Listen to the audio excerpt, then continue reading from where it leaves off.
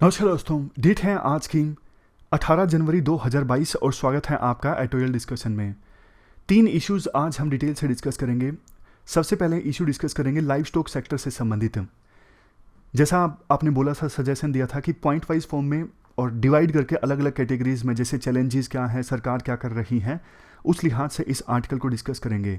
और ये जो आर्टिकल है 2022 में क्या क्या सिक्योरिटी चैलेंजेस हैं, एम के नारायणन जो पहले इंडिया के एनएसए थे और वेस्ट बंगाल के गवर्नर भी रह चुके हैं, उन्होंने ये आर्टिकल लिखा है 2022 में सिक्योरिटी चैलेंजेस से संबंधित। तो ये आर्टिकल भी हम डिस्कस करेंगे। ये है लिथुआनिया वर्सेस चाइना।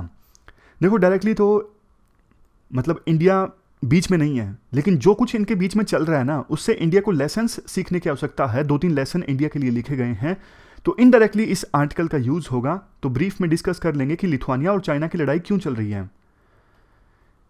ये क्वेश्चन है जो आपको अटेम्प्ट करना है।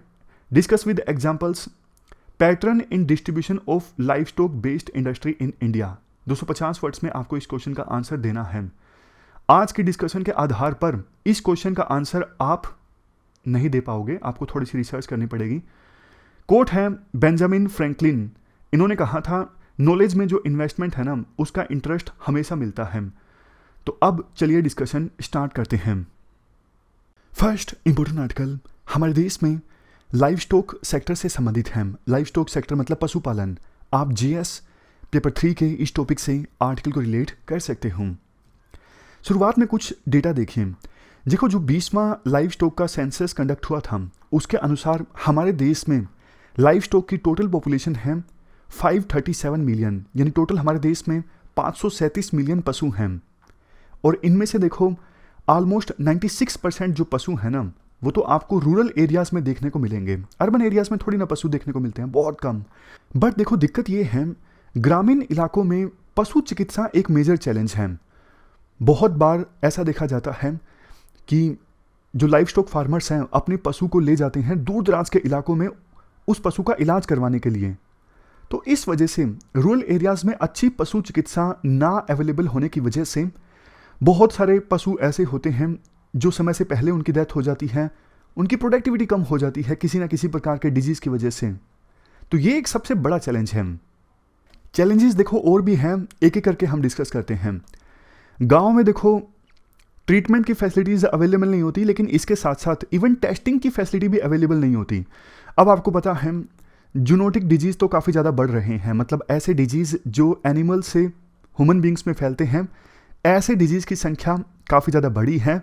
तो गांव में कम से कम टेस्ट करवाने की, पशुओं का टेस्ट हो सके, वो फैसिलिटी तो अवेलेबल होनी चाहिए ना, लेकिन अभाव देखने को मिलता है। हमारे देश में ज़्यादातर गांव में जो क्वैक होते हैं, यानी झोला छाप डॉक्टर, अनट्रेंड होते हैं, लेकिन फिर भी वो अपनी दुकान ओपन करके बैठ जाते हैं, वो इलाज करते हैं पशुओं का। अब उनको पता नहीं कि दवाई अगर देनी है एनिमल को, कितनी देनी है, कम मात्रा में देनी है, ज़्यादा मात्रा में देनी है। तो बहुत बार तो देखो वो बहुत ज़्यादा एंटीबायोटिक्स प्रिस्क्राइब कर देते हैं और बहुत बार कम एंटीबायोटिक्स प्रिस्क्राइब कर देते हैं। इसका रिजल्ट ये निकलता है पशुओं में ना एंटीबायोटिक रेसिस्टेंस डेवलप हो जाता है। एंटीबायोटिक रेसिस्टेंस डेवलप होने का मतलब ये है कि पहले पशु के ऊपर गोली का असर हो रहा था, टेबलेटली असर हो रहा था, लेकिन एंटीबायोटिक रेसिस्टेंस की वजह से गोली का असर होना ही बंद हो गया। तो ये होता है जब झोला छाप डॉक्टर पशु का इलाज करते हैं, या फिर जो किसान है खुद से ही पशुओं को गोलियां वगैरह दे देते हैं। इसके बाद आता है नेक्स्ट चैलेंज। देखो, एम के जैन कमेटी रिपोर्ट में कहा गया था जो लाइव स्टॉक फार्मर्स है ना, उनको तो बाकी एग्रीकल्चर फार्मर्स के अपेक्षा करते क्रेडिट यानी लोन काफ़ी मुश्किल से मिलता है, इंश्योरेंस भी इनका मुश्किल से होता है as comparison to traditional agriculture farmers. और ज़्यादातर हमारे देश में जो लाइव स्टॉक फार्मर्स है ना, उनके पास 2 से लेकर 4 पशु तक हैं, मतलब छोटे किसान हैं लाइव स्टॉक फार्मर्स।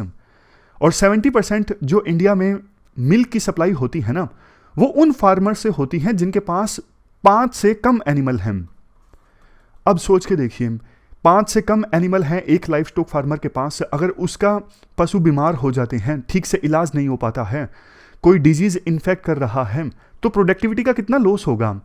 यहाँ पे देखो एग्जाम्पल भी दिया हुआ है। अगर किसी पशु को मेस्टाइटिस है, मेस्टाइटिस देखो एक ऐसा डिजीज़ है जिसमें ब्रेस्ट टिश्यूज़ में इन्फेक्शन हो जाता है। तो इस डिजीज़ की वजह से एक दिन में कितने दूध का नुकसान होता है? 10 लीटर। अब 10 लीटर को अगर आप कन्वर्ट करोगे तो ये हुआ 300 से लेके 350 रुपये का नुकसान हो जाता है एक दिन में। वैसे 30 से लेके 35 के बीच दूध का रेट सही है ना। जो ये अमूल वाले, मदर डेयरी वाले, ये तो काफ़ी महंगा बेचते हैं। खैर देखो, ज़्यादातर फार्मर्स के लिए अगर किसी एनिमल को कोई डिजीज़ हो जाता है या फिर भगवान ना करे डेथ हो जाती है, तो उस फार्मर के लिए तो ना अपना जीवन यापन चलाना मुश्किल हो जाता है। ये दिक्कत है। और रूरल एरियाज में ना ड्रग डिस्ट्रीब्यूटर के जो सेल्समैन है ना, उनकी संख्या इंक्रीज होती जा रही है। ये दवाई ले लो, ये दवाई ले लो, इससे आपका पशु की प्रोडक्टिविटी इंक्रीज हो जाएगी। तो फार्मर्स कई बार ड्रग दे देते हैं एनिमल्स को प्रोडक्टिविटी इंक्रीज करने के चक्कर में, लेकिन उसके काफ़ी सारे साइड इफेक्ट्स होते हैं। अलग अलग तरह के डिजीज से इन्फेक्ट हो जाते हैं पशु। तो ये सारे चैलेंजेस फार्मर्स फेस करते हैं लाइव स्टॉक सेक्टर में। अब बात करें सरकार क्या कर रही है। सरकार का एक प्रोग्राम है livestock health and disease control programme. जैसा कि देखो नाम से ही जाहिर है, इस प्रोग्राम में सरकार का फोकस है ग्रामीण इलाकों में पशुओं को वेटनरी सर्विसेज प्रोवाइड की जाएं, यानी पशु चिकित्सा की जो सर्विसेज है ना वो प्रोवाइड की जाएं मोबाइल वेटनरी यूनिट्स की सहायता से। मोबाइल वेटनरी यूनिट्स क्या होते हैं? 4 पहियों का व्हीकल होता है जिसमें काफ़ी सारी फैसिलिटीज़ अवेलेबल होती है। जैसे एक डॉक्टर होता है जो वेटनरी डॉक्टर होता है, एक पैरा वेटनरी डॉक्टर होता है, एक ड्राइवर कम अटेंडेंट होता है, काफ़ी सारे टेस्ट करने की फैसिलिटी उपलब्ध होती है उस व्हीकल में, ड्रग्स उपलब्ध होती हैं। जैसे आप तस्वीर भी देख लीजिए, इस प्रकार के व्हीकल होते हैं और इसमें काफ़ी सारी सर्विसेज होती हैं। एक प्रॉपर स्टाफ होता है जिसमें वेटनरी डॉक्टर, पैरा वेटनरी और ड्राइवर कम अटेंडेंट, ये सारे लोग होते हैं। तो ये जो मोबाइल वेटनरी यूनिट्स है ना, इस प्रकार की गाड़ियाँ, ये देखो बहुत काम की हैं। जैसा शुरुआत में हमने डिस्कस किया कि ग्रामीण इलाकों में अच्छे वेटनरी हॉस्पिटल्स उपलब्ध नहीं हैं, तो ये जो गाड़ियाँ हैं ना, ये ग्रामीण फार्मर्स के घरों में जाके पशुओं का इलाज कर सकती हैं। ऐसा नहीं है कि ये नया कंसेप्ट है, इससे पहले भी सरकार लाइव स्टॉक फार्मर्स को डोर स्टेप सर्विसेज प्रोवाइड करती थी, लेकिन वो सर्विसेज ना ज़्यादातर वैक्सीनेशन, लाइव स्टॉक की वैक्सीनेशन, आर्टिफिशियल इंसेमिनेशन में क्या होता है, आर्टिफिशियल ढंग से स्पर्म जो है फीमेल के सर्विक्स में इंट्रोड्यूस किया जाता है रिप्रोडक्शन के लिए।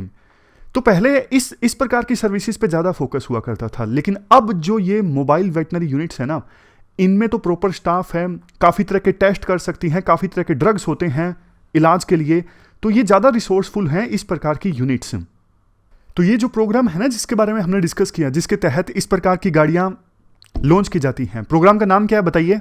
अभी भी तो थोड़ी देर पहले मैंने आपको बताया, LHNDC, यानी कि live stock health and disease control. तो इस स्कीम में देखो ये प्लान किया गया है कि हर 1 लाख एनिमल्स के पीछे कम से कम एक मोबाइल वेटनरी यूनिट हो। लेकिन अगर टेरेन डिफिकल्ट है तो मोबाइल वेटनरी यूनिट्स की जो संख्या है वो इंक्रीज भी की जा सकती है। वे फॉरवर्ड में ये कहा जाता है, अब देखो हमारे देश में विभिन्न राज्य ये वो मोबाइल वेटनरी यूनिट्स का जो कंसेप्ट है ना वो धीरे धीरे अडोप्ट कर रही हैं, तो बहुत सारे वेटनरी डॉक्टर्स और उनके असिस्टेंट्स को रोजगार भी मिलेगा।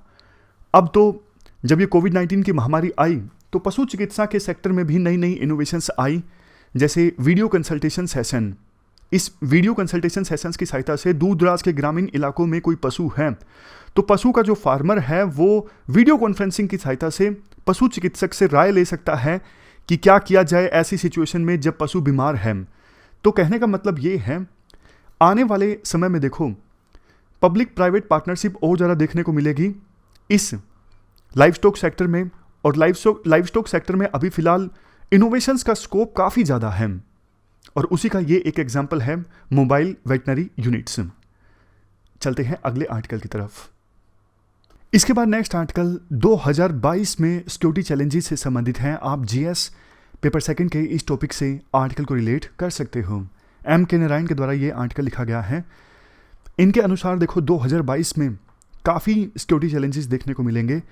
एक तो देखो वर्ल्ड में पीस के लिए, स्टेबिलिटी के लिए जो रूल बेस्ड इंटरनेशनल ऑर्डर होना चाहिए ना, वो रूल बेस्ड इंटरनेशनल ऑर्डर नहीं देखने को मिल सकता है 2022 में। इसका देखो सिंपल भाषा में मतलब ये है, अब कायदे से हर एक चीज़ को लेके कन्वेंशंस हैं। जैसे हाई वाटर है, ऐसा पानी जिस पर किसी देश का हक नहीं है, उसमें नेविगेशन संबंधित रूल्स बना रखे हैं, इंटरनेशनल कन्वेंशंस हैं।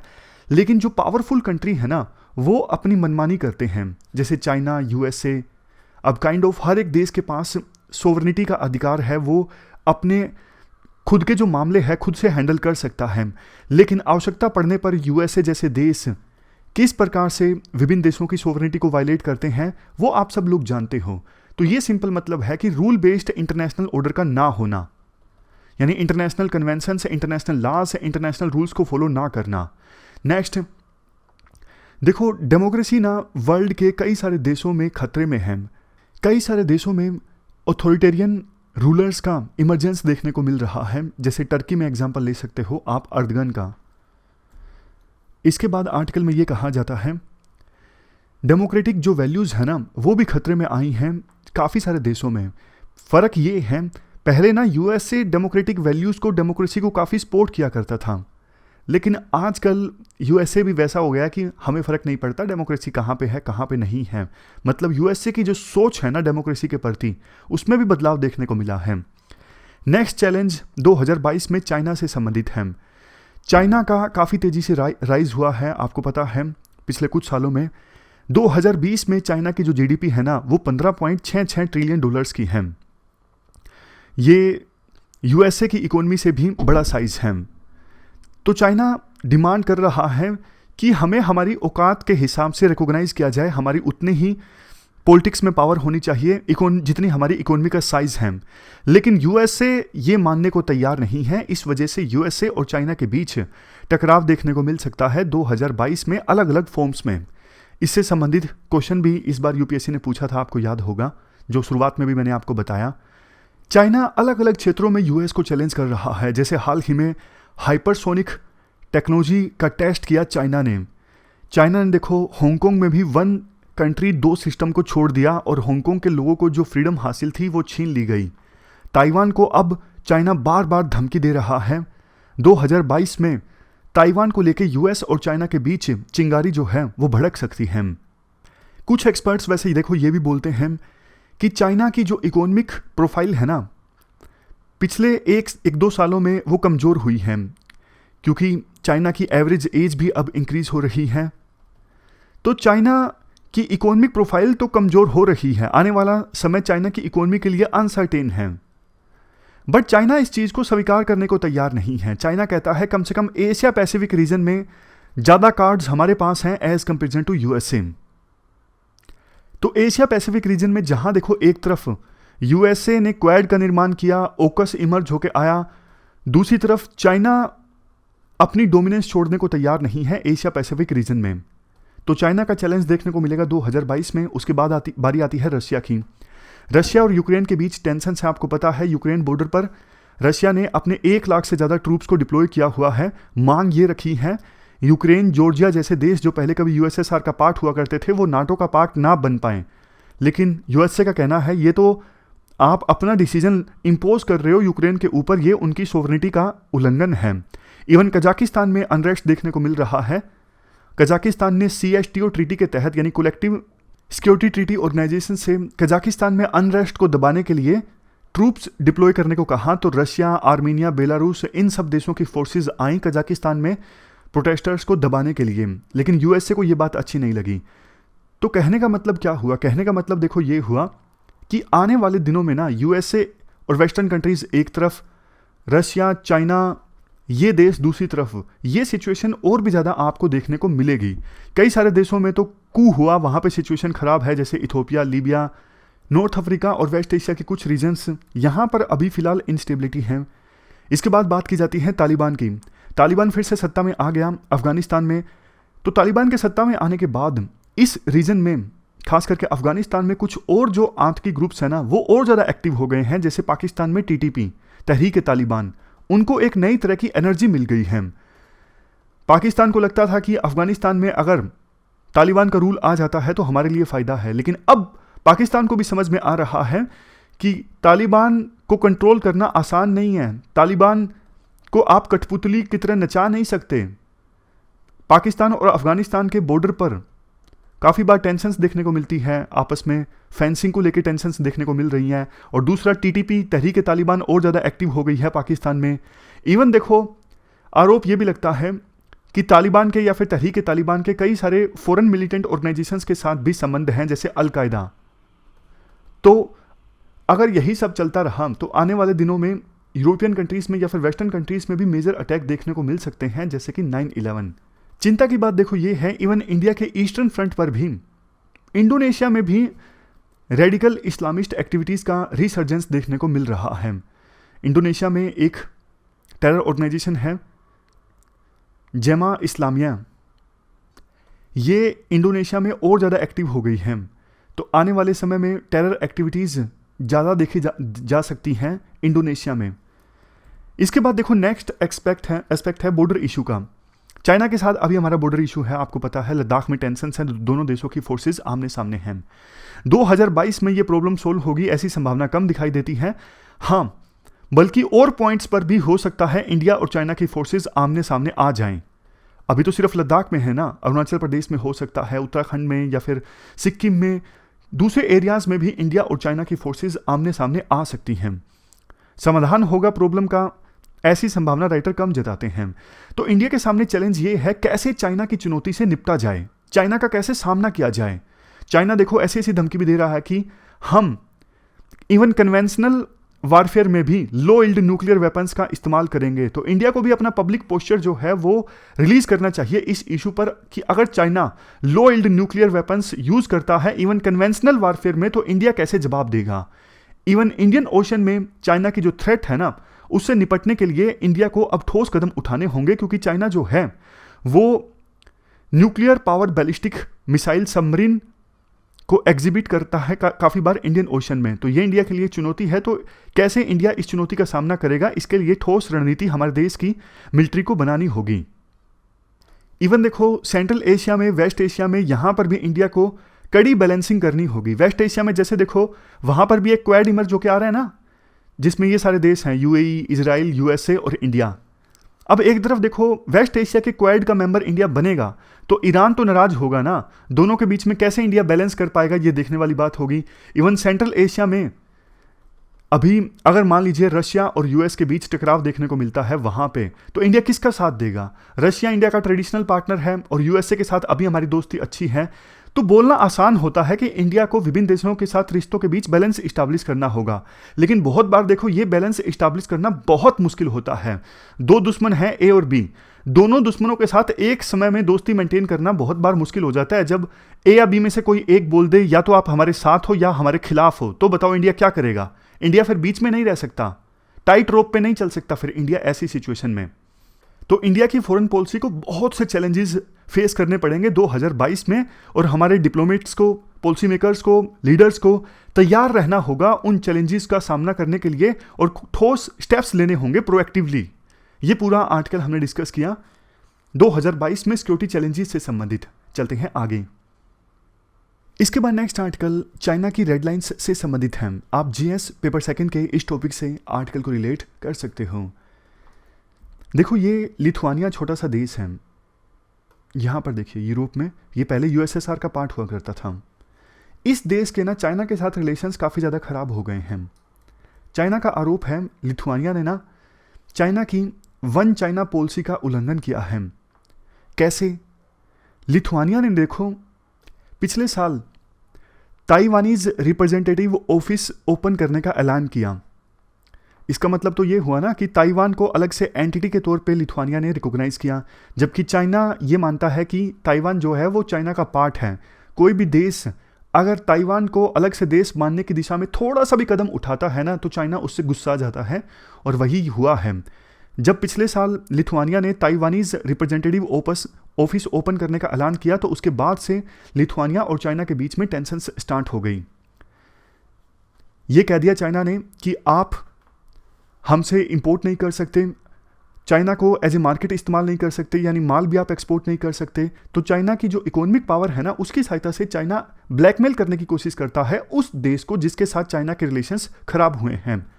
तो ऐसी सिचुएशन में यूरोपियन यूनियन थोड़ा डर रहा है। यूरोपियन यूनियन का ना चाइना के साथ ट्रेड काफ़ी ज़्यादा है। कितना है? $828 बिलियन का एनुअल ट्रेड है यूरोपियन यूनियन का चाइना के साथ।